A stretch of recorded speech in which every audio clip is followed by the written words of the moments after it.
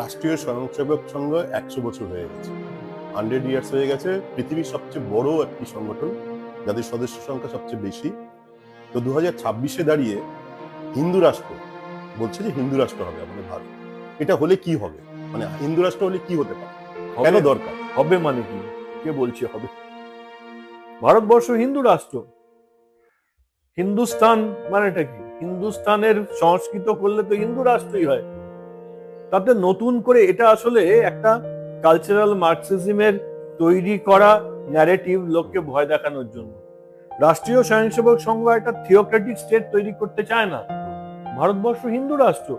ভারতবর্ষ যখন হিন্দু রাষ্ট্র ছিল তখন চেরামনে মসজিদ তৈরি হয়েছে, আরবরা তখনও ভারত আক্রমণ করেনি। ভারতবর্ষ হিন্দু রাষ্ট্র। হিন্দু রাষ্ট্রের মধ্যে যে কোনো উপাসনা পদ্ধতির সমানভাবে পূজা করার এবং উপাসনা করার অধিকার আছে। চেরামনের মসজিদ যখন রাজা তৈরি করেছিলেন সেই সময় এখানে কোনো আরব আক্রমণকারী আসেনি। যখন ব্রিটিশ শাসন শুরু হয়নি তখন যশোরের রাজা প্রতাপাদিত্য সেখানে জেসুইটসদের চার্চ করতে দিয়েছিলেন। এটা হিন্দু রাষ্ট্র। যতদিন পর্যন্ত অটল বিহারী বাজপেয়ীজি একবার বলেছিলেন যে এই ভারতবর্ষ সেকুলার, সেইটা কাউকে জোর করে করতে হবে না, সেইটা কোনো রাজনৈতিক দলের জন্য হবে না, বা এই রাজনৈতিক দল আছে ওই রাজনৈতিক দল আসবে তার জন্য হবে না। ভারতবর্ষে যতক্ষণ 85% মানুষ হিন্দু ততক্ষণ এই রাষ্ট্রটা সেকুলার। ভারতবর্ষ হিন্দু রাষ্ট্র। রাষ্ট্রীয় স্বয়ংসেবক সংঘের প্রতিষ্ঠাতা ডক্টর কেশব বলিরাম হেডগেওয়ার বলতেন, যতক্ষণ পর্যন্ত একজন হিন্দুও ভারতবর্ষে আছে এবং সে নিজেকে হিন্দু বলছে ততক্ষণ পর্যন্ত ভারতবর্ষ হিন্দু রাষ্ট্র, হিন্দুস্তান। তো এটার মধ্যে কোনো সন্দেহ নেই। যারা এইরকম অপবাদ করে, একটা মিথ্যা প্রচার করে গুজব ছড়ানোর চেষ্টা করছে যে হিন্দু রাষ্ট্র মানে একটা থিওক্রেটিক রাষ্ট্র তৈরি হবে, এটা নতুন করে তৈরি করার কিছু নেই। সমৃদ্ধ এবং স্বয়ংসম্পূর্ণ বিশ্বগুরু একটি রাষ্ট্র ভারতবর্ষ তৈরি হবে, যেটা স্বামী বিবেকানন্দের স্বপ্ন ছিল, সেটাই রাষ্ট্রীয় স্বয়ংসেবক সংঘ মনে করে। এটা একটা মৌলবাদী রাষ্ট্র তৈরি করার কোনো পরিকল্পনা রাষ্ট্রীয় স্বয়ংসেবক সংঘ। আরএসএস বা রাষ্ট্রীয় স্বয়ংসেবক সংঘ এটা কি, মানে সাধারণ মানুষ হিসেবে আমার প্রশ্ন, এটা কি নীতি বা কি করেন এরা? রাষ্ট্রীয় স্বয়ংসেবক সংঘ হচ্ছে হিন্দু সামাজিক সংগঠন, হিন্দু সামাজিক পারিবারিক সংগঠন, হিন্দু ফ্যামিলি অর্গানাইজেশন। হিন্দুদের ভারতবর্ষের ধরুন উপাসনা পদ্ধতির ভিন্নতা থাকতেই পারে, কিন্তু আমরা সকলে হিন্দু। এটা রবীন্দ্রনাথ তার আত্মপরিচয়ে বলেছিলেন যে এটা নিয়ে যদি তর্ক করতে হয় তাহলে হয় অতীতে ফিরে যেতে হবে বা আমাদের পূর্বপুরুষদের কাছে ফিরে যেতে হবে। সেটা যখন সম্ভব নয় তখন আমাকে স্বীকার করেই নিতে হবে যে আমরা হিন্দু। সেই হিন্দুটা একটা কালচারাল আইডেন্টিটি, ভারতবর্ষের মানুষের সাংস্কৃতিক উত্তরাধিকার, যেটা অন্য ধর্মের, অন্য জায়গার এবং যে কোনো উপাসনা পদ্ধতিকে তাকে স্বীকার করার মতো উদারতা দেখায়। আমরা স্বামী বিবেকানন্দ বলতেন যে আমরা কেবলমাত্র সহ্য করি না, আমরা বহন করে নিয়ে যাই। তাই আমাদের এখানে ইসলামের এখান থেকে তাদের কিছু পরিবর্তন হয়ে সুফি মতবাদ হয়েছে, তারপরে সুফি মতবাদ আবার বাইরে গেছে, এরকম একাধিক ধারায়। বাংলাতে 1905 সাল নাগাদ আউল বাউল দরবেশ ফকির মারফতি এইরকম প্রচুর বিভিন্ন রকম উপাসনা এবং সাধন পদ্ধতি ছিল। তারা মুসলমান ধর্মই কিছু কিছু জিনিস মানতেন। তাই আমরা কেবলমাত্র শুধু সহ্য করি না, আমাদের যে সাংস্কৃতিক উত্তরাধিকার তা এক একটা সংস্কৃতিকে আমাদের এখানে পালন করার জন্য উৎসাহ দেয়। 100 বছর এই পূর্তি, এতে আপনাদের কি পরিকল্পনা, কি কি করবেন আপনারা, কি পরিকল্পনা রয়েছে? সমাজের কাছে 5টি বিষয় নিয়ে যাওয়ার জন্য আমরা ঠিক করেছি। একটা হচ্ছে স্বদেশ, স্বভূমি, আমি কে, আমার আইডেন্টিটি কি, সেইটার ব্যাপারে সমাজের মানুষের মধ্যে ভাবনা তৈরি করা, যেটা স্বদেশী আন্দোলনের সময় পশ্চিমবঙ্গ থেকে এই বাংলা থেকেই শুরু হয়েছিল। তাই সেই ভাবনাটা, শয়ের ভাবনা আমরা সকলের মধ্যে প্রচার করার কথা ভেবেছি। দ্বিতীয় যে বিষয়টা সেটা হচ্ছে পরিবার প্রবোধন।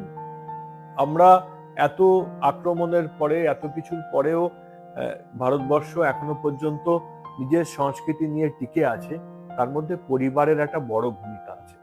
এবং শুধু তাই নয়, আর্থিক মন্দাগুলোর সময়ও ভারতবর্ষ সেভাবে ক্ষতিগ্রস্ত হচ্ছে না কোনো মতে। আমাদের যে ইকোনমিক টেম্পারেচার, তার মধ্যেও ভারতবর্ষ টিকে থাকতে পারছে, তার কারণ আমাদের পরিবার। তাই পরিবারের ওপরে অনেকগুলো আক্রমণ আসছে, যেমন জেহাদি মৌলবাদের আক্রমণ আসছে, কায়েমি স্বার্থের রাজনৈতিক শক্তির আক্রমণ আসছে, তেমন বাজার অর্থনীতির আক্রমণ আসছে, কনজিউমারিজম, গ্লোবাল মার্কেট ফোর্সের আক্রমণ আসছে, তেমন কালচারাল মার্কসিজমের আক্রমণ আসছে। আপনার বাড়িতে আপনার মেয়েটি হঠাৎ বলল যে আমি মেয়ে নই। আমরা যে হোমোসেপিয়েন্স, সেটা তো 10 বছর, 15 বছর, 20 বছরের কালচারাল মার্কসিজমের মার্কেটিং এ চেঞ্জ হয়ে যায়নি। তাই আমাদের যে ওরিয়েন্টেশন, সেটাও এভাবে চেঞ্জ হওয়ার নয়। তাই প্রত্যেকটা জিনিসের মধ্যে আমাদের পরিবারের একটা গুরুত্বপূর্ণ ভূমিকা আছে। আমি আমার ছেলেটার সঙ্গে, আমার মেয়েটির সঙ্গে সারাদিনে একবারও খাই কি একসঙ্গে বসে? তার সঙ্গে তার কি সমস্যা, সে কি শুনে আসছে এই কালচারাল মার্কসিজমের যে জালে, যে কালচারাল মার্কসিজমের মার্কেটিং সিস্টেমে, সেটা ব্যাপারে আমার মত কি, ওর ঠাকুমা ঠাকুরদার কি মত, তারা এই দিদা বা দিদিমা তারা কিভাবে এটাকে মোকাবেলা করেছেন, সেইটা আমাদের পরিবার ব্যবস্থার মধ্যেই অনেকটা সমাধান আছে। তাই পরিবার প্রবোধন, পরিবারের মানুষকে এক হয়ে থাকা, পরিবারগুলোকে আবার পুনরুজ্জীবিত করা, এটা দ্বিতীয়। তাহলে প্রথম হচ্ছে দ্বিতীয় হচ্ছে পরিবার প্রবোধন, তৃতীয় যেটা সেটা হচ্ছে সামাজিক সমরসতা। মানে আমরা মনে করি যে জাতিভেদ আমাদের সমাজের মধ্যে ক্যান্সারের মতো। জাতিভেদ যদি পাপ না হয়, তাহলে পৃথিবীতে অন্য কিছু পাপ নেই। এটা আমাদের নিবর্তমান সরসংঘ চালক বালা সাহেব দেওরাসজি বলেছিলেন, জাতিভেদ যদি পাপ না হয়, তাহলে আর অন্য কিছু পাপ নেই। তাই আমরা এই জাতিভেদ মুক্ত একটি সমাজের কথা ভাবি। তাই সামাজিক সমরসতা, উচ্চ নিচু ভেদ ভুলে সমাজকে একত্রিত হওয়ার জন্য আমরা সমাজের কাছে বার্তা নিয়ে যাচ্ছি। এটা হলো 3 নম্বর। চতুর্থ যে বিষয় সেটা হচ্ছে আজকের সমাজের জন্য একটি বিষয় খুব গুরুত্বপূর্ণ, যে পরিবেশের জন্যে আমরা আজকে এখানে টিকে আছি। ভারতীয় সভ্যতা সংস্কৃতির মধ্যে পরিবেশ বহু প্রাচীন সময় থেকেই ছিল, কিন্তু আজকে এই গাছ, জল, জঙ্গলকে কেটে দেওয়ার, নষ্ট করার যে পরিকল্পনা, প্লাস্টিকের ব্যবহার, বা জল, আমার নিজের জীবনে আমি কি করি, কেউ অতিথি এলে তাকে 1 গ্লাস ভর্তি জল দিই, তিনি কিন্তু 1 গ্লাস জল খাবেন না, তিনি খাবেন অর্ধেক গ্লাসেরও কম। এবং তার এই ধরুন আমি রিভার্স অসমোসিসের জলটা তৈরি করছি, তার এই 1 গ্লাস জল তৈরি করতে আরো 9 গ্লাস জল নষ্ট হচ্ছে। তাই এই 10 গ্লাস জল আমি ওই ভদ্রলোক মাত্র অর্ধেক গ্লাস খাবেন, তার জন্য নষ্ট করছি। তাই আমার প্রতিদিনের আচরণ যাতে পরিবেশ নির্ভর হয়, পরিবেশ সহায়ক হয়, আমি তাকে, সে কিছু মনে করবেন না, তাকে বলতেই হবে আমরা অর্ধেক গ্লাস করেই দিই, আপনি অর্ধেক গ্লাস খাওয়ার পরে আবার জল দেবেন। এইটা প্রতিদিনের চর্যার মধ্যে আমাদের আনার ব্যবস্থা। যেমন প্লাস্টিক না নিয়ে যাওয়া, আমার বাজারে যাওয়ার সময় একটা ব্যাগ নিয়ে, থলি নিয়ে যাওয়ার অভ্যাস তৈরি করা, এগুলো হচ্ছে আমাদের চতুর্থ বিষয়, যেটা পরিবেশ রক্ষা করার জন্য সেইটা করা হবে। সব শেষ যে বিষয়টা, যেটা নিয়ে অনেকদিন আমরা এটা দিইনি, প্রকৃত অর্থে নজর দিইনি, সেটা হচ্ছে নাগরিক কর্তব্য। আমরা বলি যে ভারতবর্ষ এত প্রাচীন সভ্যতা, আমরা গণিতে শূন্য আবিষ্কার করেছি। আচার্য প্রফুল্লচন্দ্র রায় হিস্ট্রি অফ হিন্দু কেমিস্ট্রি লিখেছেন, যে হিন্দুরা কিভাবে, যখন সাহেবরা জঙ্গলে জঙ্গলে ঘুরতো, তখন হিন্দু মুনি ঋষিরা রসায়ন শাস্ত্রে কতটা এগিয়ে গেছিলেন, আমাদের আর্যভট্ট ফিজিক্সের এত কিছু আবিষ্কার করেছেন। কিন্তু আপনি একটা হাসপাতালে, শিয়ালদা বা পিজিতে বা কোথাও একটা নীলরতন সরকার হাসপাতাল বা কোনো একটা হাসপাতালে ঢুকতে যান, ঢোকার মুখে দেখবেন যে পানের পিক দিয়ে জায়গাটাকে একদম নোংরা করে দেবে। আমি রাস্তাঘাটে সব জায়গায় আমার যে নাগরিক কর্তব্য, যেটা আমার একজন দেশের নাগরিক হিসেবে যে কর্তব্য করা উচিত, সেটা পুলিশের ট্রাফিক আইনই বলুন বা প্রত্যেকটা জিনিসে, সেটা আমরা মানি না। তাই আমারকে যদি সত্যিকারের সর্বশ্রেষ্ঠ রাষ্ট্র হিসেবে প্রকাশ পেতে হয়, যদি ভারতকে বিশ্বগুরু তৈরি করতে হয়, তাহলে আমাদের প্রত্যেক নাগরিককে তার নাগরিক কর্তব্য নিয়ে বোঝাতে হবে। তাই পঞ্চম বিষয়টি হচ্ছে নাগরিক কর্তব্য। তাই এই 5টি বিষয় নিয়ে রাষ্ট্রীয় স্বয়ংসেবক সংঘ তাদের শতবার্ষিকীতে প্রত্যেক ঘরে ঘরে মানুষের কাছে যাবে, এটাই ঠিক করেছে। শেষ প্রশ্ন, এখন যেটা বলে জেনজি বা নিউ জেনারেশন, নতুন প্রজন্মের জন্য আপনি কি বলবেন? তাদের কাছে কি এই আরএসএস এর কি বার্তা যাবে? দেখুন, আজকের বোঝার ক্ষেত্রে জেনজির পরে জেন আলফাও আস্তে আস্তে তারা বুঝছে যে তারা কোন পরিবেশের মধ্যে আসছে। বা আমি মনে করি না যে মিলিয়েনিয়ালদেরও তাদের ভূমিকা শেষ হয়ে গেছে। আজকে সত্যি বলতে কি, যে জিনিসটা বোঝানোর জন্য বা ডিসিশন নেওয়ার ক্ষেত্রে মিলিয়েনিয়ালদেরও একটা গুরুত্বপূর্ণ ভূমিকা নিচ্ছেন। তাই সেটা ধরুন জেন এক্স, ওয়াই, মিলিয়েনিয়াল বা জেন জি, কিংবা আজকের একেবারে নতুন আসা প্রজন্ম যারা জেনারেশন আলফা, সকলের জন্য পশ্চিম বাংলার মানুষ হিসেবে আমার এখনকার যেটা মূল বিষয়, যে পশ্চিম বাংলার যে ঐতিহ্য ছিল, আমি বাঙালি হিসেবে থাকতে পারবো কি?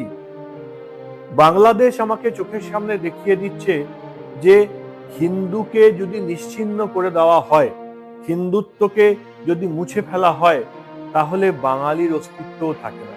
সেখানে রবীন্দ্রনাথ তো থাকেন না, সেখানে ভাষা আন্দোলনও থাকে, তার ভাষা আন্দোলনেরও যে লিগ্যাসি, সেটাও থাকে না।